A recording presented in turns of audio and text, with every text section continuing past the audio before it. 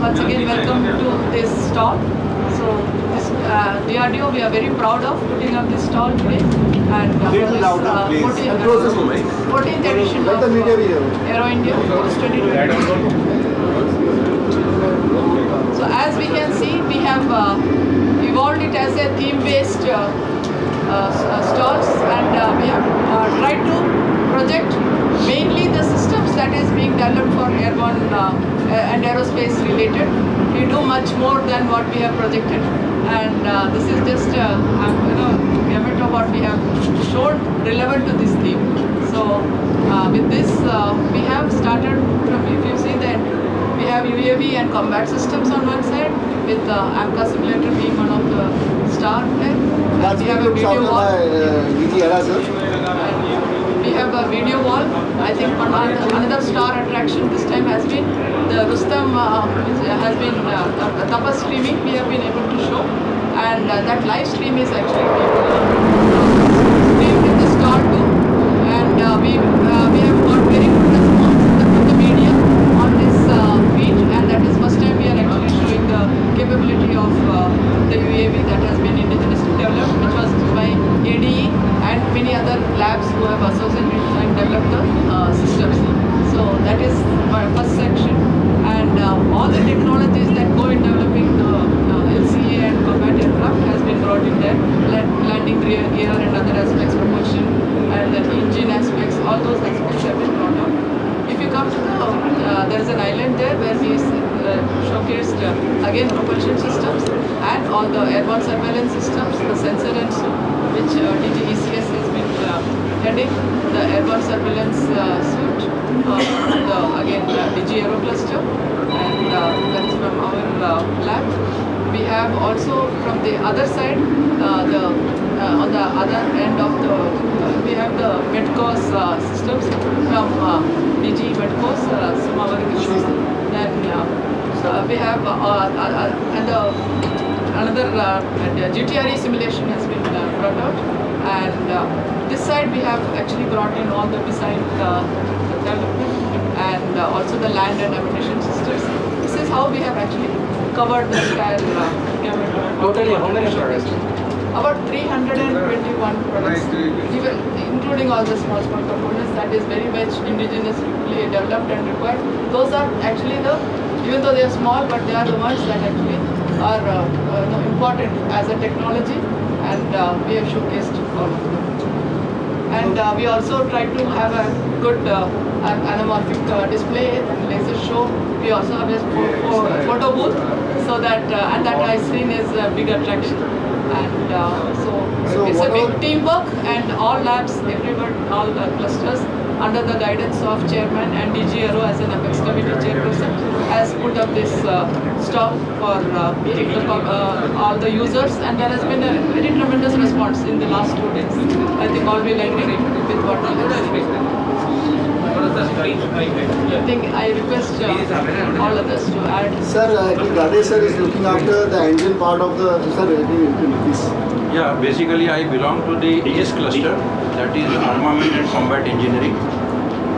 Primarily it is meant for the land forces and naval. So most of our items, the products that we have developed and technologies, they are basically addressed to the land systems. But as you are aware that armaments, which include right from small arms to bombs to warheads to pilot ejection systems, so they are everywhere. So here in this particular Aero India, we have showcased some of our air delivered bombs. Many of them are on the display, and now we are working out on the precision guidance kit for those air delivered munitions. Apart from that, we have a number of warheads which are there for the Air Force use, and then we have flares which have got the high energy materials, and they work as a decoy. They are released from various aircrafts. So those are also on the display. we have developed the seat ejection seat for the pilot, life-saving product for the pilot, seat ejection seat, and then several pyro cartridges. They are developed in the AS cluster. They are also on the display. And very recently we have come out with an engine, which is a 180 HP engine, which is meant for this Tapas, our UAV. So this engine and its FedEx has been indigenously developed, and very shortly, very soon, this particular system will be a part of Tapas.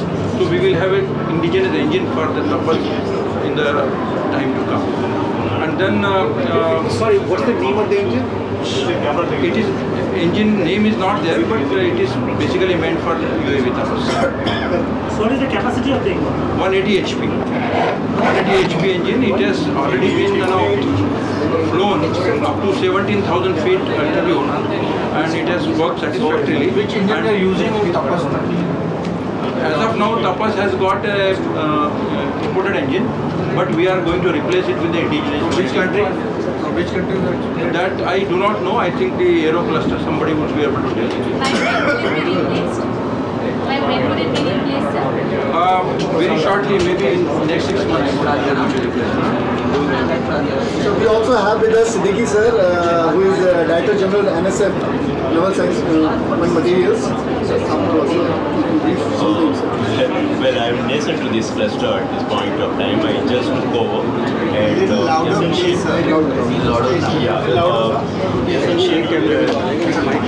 cluster.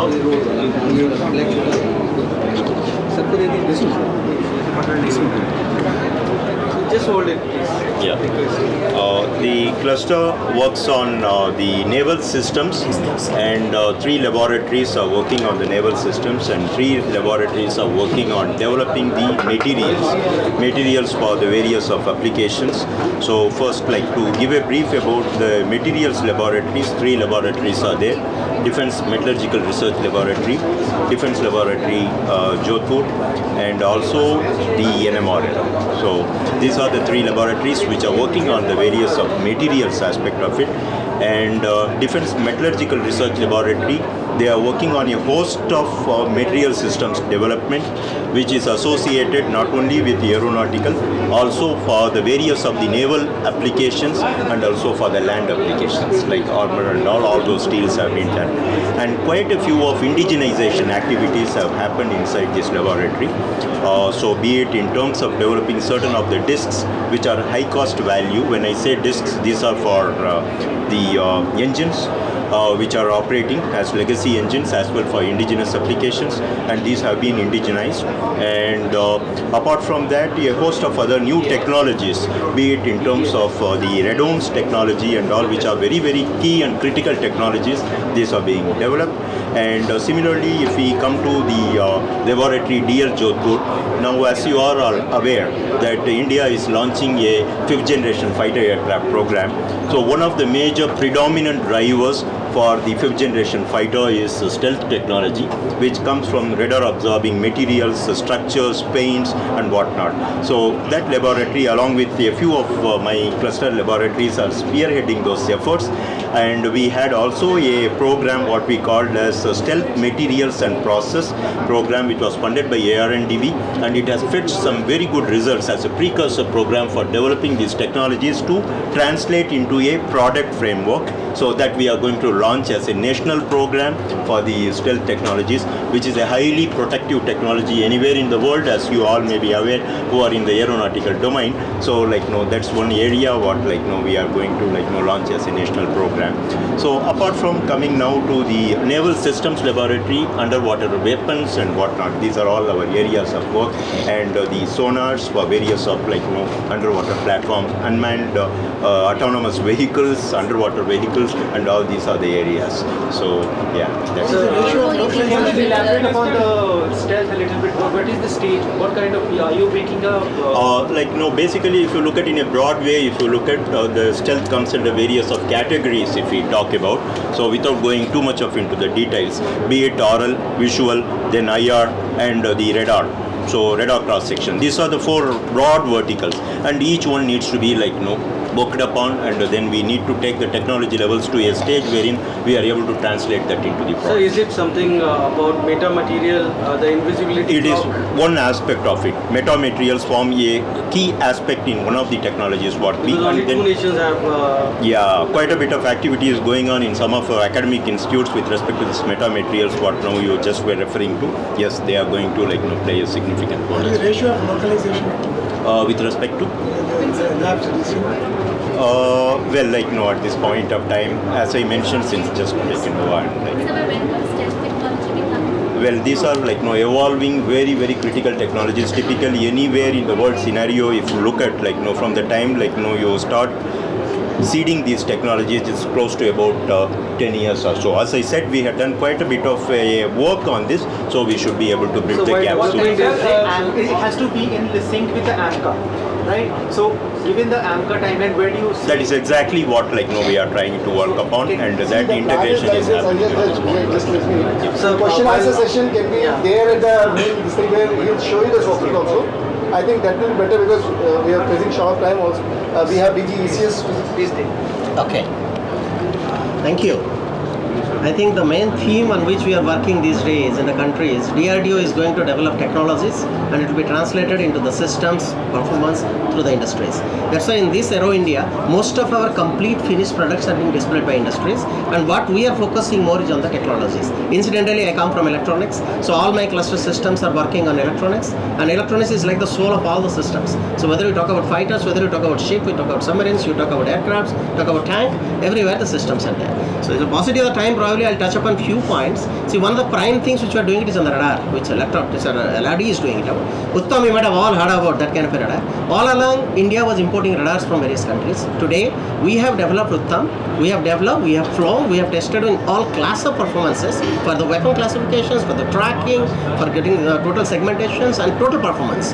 It has been outperforming all the contemporary radars around the world. That's the kind of certifications we have got, and that's the reason we're happy to announce that our fighters, our LCS, are all going ahead future with all the Uttam integrations. It is not LCA alone. LCS variants, we are coming out all further future aircrafts, and incidentally, the aircrafts which we got from Russia, from other places, everywhere we are going to phase out our old radars and coming out with Uttam. That's not only just a choke of the foreign exchange which are going out, it is more of our technology supremacy of India over all its contemporary radar owners in the world today. That's the kind of an achievement which I have done. Just to mention one achievement of it, I think that's what has been protocol defined in our stalls.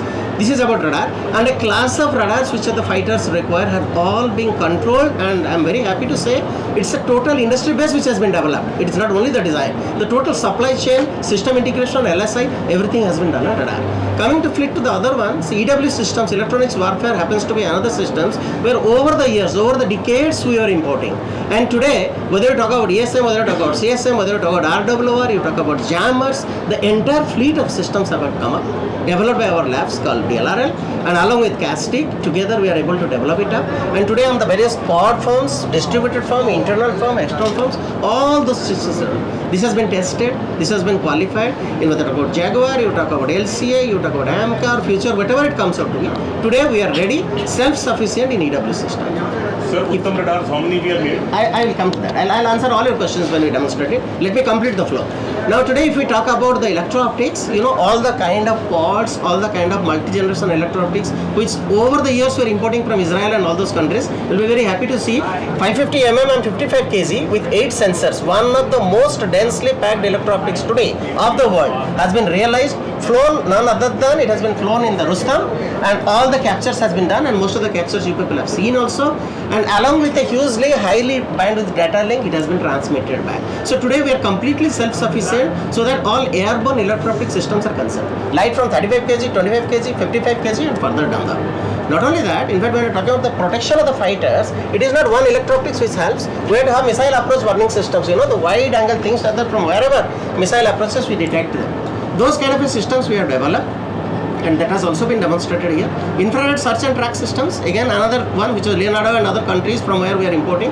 Today the lab has developed the systems, it is on the lab testing. After that it will be integrated. I think within one or 1.5 years we should be able to demonstrate. Coming to communications, the last one, software-defined radio, we talk so much and so much about. Today, our software-defined radios are flying, whether we talk about AR, whether we talk about NC and all that. And coming for the fighter, it has already done the test flights, and the work is still going on. I think next 6 to 8 months, country will be completely self-sufficient so far as HDR is concerned. In a summary, all kind of electronics which we dream up, all kind of electronics which country was dependent on all foreign countries. Today, not only that we are self-sufficient, we are ready to export most of them to the foreign countries because they have benchmarked the world standard. I think that's in a summary to what it is. So we have DGTM. Sir, Uttam, how many radars are made? What is the production line? How the numbers The production line is with HAL today. As you know, HAL and LRD together, we had the TOT. We have transferred the TOT. The productions with the supply chain, with Bell and all the supply chain has been going on. So concurrently it is becoming ready. So Uttam, as it is ready, but Uttam has to get into our LCA and together it has to fly as a production order. When will the first aircraft get Uttam? Sorry? When will the first Uttam be put on LCA? Should be in another 2.5 years. On the as a Mark 1A? production. Huh? On the Mark 1A? Could be on the Mark 1A or maybe we can go to Mark 2. I think he will be the right answer. Mark 1A itself will go. We are ready? So for that purpose, I think DGTM will be given. Sir. So just on SDR, Yeah. you said we were going to self-sufficient. We will say SDR for the Indian Army that we are looking forward to have All of them. In fact, I'll be happy to know Indian Army SDR as a landmark. Today, about 32 systems is ready. They are all out for the field testing this month.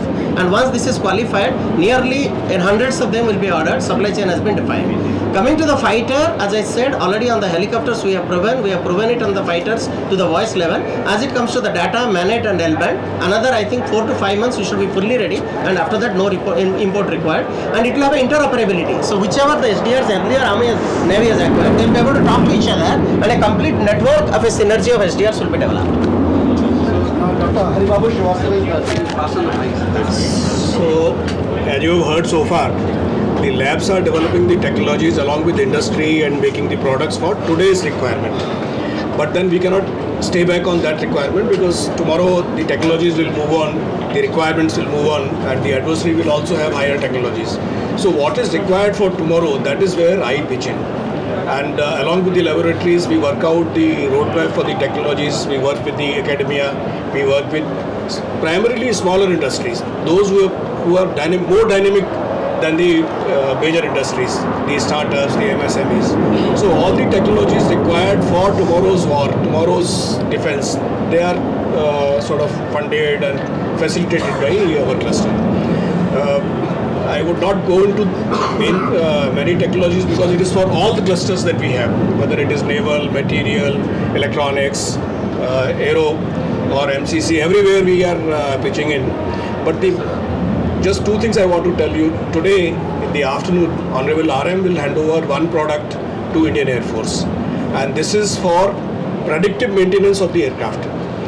You can see how the aircraft is behaving, and with respect to that data you can predict when the support for maintenance is required. So that product today Honorable RM is going to hand over. The other one, the product is going to be handed over to DG ADA in the afternoon, again for the LCA. So these are the two things that will happen today. And in the very recent past, a new drug has been, it's not a new drug, the world is already having, but our country will produce for the first time. It has been produced, certified. This is to take care of the nuclear radiation. Then there are technology developments that have happened for high altitude drones. Technology developments have happened for digital video transmission and processing. So like that, multiple products are today available from smaller industry, the startups and the MSMEs. Our aim is to enable the startup and the MSMEs and the academia to bring out new technologies that have not been into the system so far, from wherever, either from import or from our own technology developments. So that is how we are trying to bring in the synergy between the DRDO labs, the industry, the lead system integrators, and the smaller companies, the MSMEs and startups. They will become the part of supply chain. So they will have a continuous business potential for the time to come. And the technologies will come from the academia, sometimes directly to the industry or sometimes via DRDO, depending on the complexity of the technologies. So I would just say that, and if there are any questions, we can take up. The COEs. Yeah, so okay. So this academia, what I said just now, today we have 15 centers of excellence in various parts of the country, right from Jammu to Coimbatore, north to south, and from Mizoram to Gujarat, east-west corridor. We have 15 of them, and we have 65 research technologies that we have given to the academia. They can put up the project proposals and we can work with them. And also we have 4 research boards. One research board is specializing in aeronautics, ARDB, what my colleague DG NSM spoke just now. The SMAP program has come through that ARDB, and there are multiple programs that we are doing in ARDB. Apart from that, we have Life Sciences Research Board, Armament Research Board, and Naval Research Board. So all the technologies at lower TRLs, they are taken care of by those. We have another scheme called extramural research, where the technology readiness level is absolutely nil. We are just talking about that phenomena. That phenomena also can be supported by DRDO, and we take that also forward. So this is how we are trying to promote industry as well as the academia. Thank you. Okay, good morning, good afternoon everyone. I think I come from the cluster that is invisible. You don't see anything, but that moves most of the things, what you are seeing as a big systems. Basically, MCC stands for Microelectronic Devices, Cyber Security and Computational Systems. So these are the main 3 verticals what we have. And today when we talk about warfare, which is non-kinematic, that is where we are. We are working in the area of cyber security. We are also in the area of artificial intelligence, where we do the command control aspects. And from the point of semiconductor industries, all the feeds for what the radars, what my colleague from electronic cluster spoke about. It is something like Intel inside, we say, but we see the computers outside. But what moves the system is something called the silica chips. We all know how much denial and what regime we are in. So today I'm proud to say that we have showcased some of the products of silica chips that are used for sensing applications, especially in terms of radars, communications, electronic warfare, any of those things. That is what we do basically. And second is, today we are moving towards the miniaturization of the systems, and you see some of the MEM systems that are available, and that also has been showcased. Apart from this, we also have, today we are worried about the navigation, the maps, the way it is handled. So today we are doing the TOT of one of the map related aspects, where we have developed the maps at Indian level, and it has been handed over so that these maps can be used for our services, especially in terms of during satellite or mapping of the satellite and building artificial intelligence over that. That is what is one of the things that is being done. And the other area which we are talking today is on the quantum, because that is where the security comes from. And today we have showcased quantum generators, we have it, and we also have, apart from this, a certification for all the security products. Whether it is communication, SDR is being talked about, but wrapped around on the SDR should be an encryption. That is invisible, but that is what makes it secure. So that is the field where we are working on, and some of the products we have showcased at the stall today. Thank you. Ma'am says that this is okay, and because secure, it has to be secure. Ma'am, I have a question in case if you permit me. We have seen that our country is growing very fast in defense manufacturing. A lot of MSMEs coming up. The security of MSMEs, whatever they produce, the classified data of various forces, that can be hacked by ransomwares and all. So please tell us how you can make those systems, and those MSMEs or even big companies are not. True. That is where. So we are basically amending the cyber security rules. Even at NSCS we are working on that. Basically because it cannot be handled at single level, it has to be handled at the national level, and that has to be driven down. That is what we are working with that. But per se at the DRDO level, we have come out with a policy now how the MSMEs, probably I think one of my colleague from CEMILAC, CE CEMILAC, he will be able to show you or demonstrate to you how we are going to have a cyber cleared exchange of data between the MSMEs, and any of the certification aspects that are related to defense can be handled through a web portal. That probably he will be showing it somewhere out there. So yeah. We have DG ADA with us. Good afternoon. Can you hear me? Yes. So I am from ADA and we are developing combat platforms. What we have showcased here in Aero India is of course the LCA Mark II, the AMCA and the twin engine deck based fighter. In addition, the LCA Navy is also showcased because that is a very important platform for us for technology development. Currently trials are going on Vikrant and we are successfully conducting those operations. In addition, we have the AMCA simulator with the state-of-the-art cockpit and the side stick, which is another new technology we are taken up and have developed it quite successfully. And we have also demonstrated the actuators that we have developed, the DDB actuators, which are the advanced actuators, which is now being made in the country. And for the AMCA, the actuator is already available, so that is also demonstrated. And the internal weapon bay for AMCA, we are seeing the F-35 operating there with the internal weapon bay. So we have developed the same indigenously, and the working model of that is also shown in our displays. Other than that, today the activities are LCA, as has come out from all my sister labs. We are proving all the indigenous LRUs. That is one of the main activities that is happening on the LCA prototypes that we have. So the radar, the EW, the weapons, Astra for example, SAW, everything we are testing on LCA. And since all the avionics is indigenous, we can do it very easily. And within a few months, we can make it ready for testing and then qualifying it for squadron. So that is the thrust today. Of course, on the Navy, as I told you, we are doing the trials and that is feeding in a big way. We are understanding how to design naval carrier aircraft and we have progressed very well there. As far as Mark II, the drawings are ready now and the manufacturing is commencing. AMCA, we have reached the critical design review stage. That is, the design is complete. And TED-BF, we are in the preliminary design and that should also now move very quickly. So these are the main activities that we are doing. The G14 engine. Yes.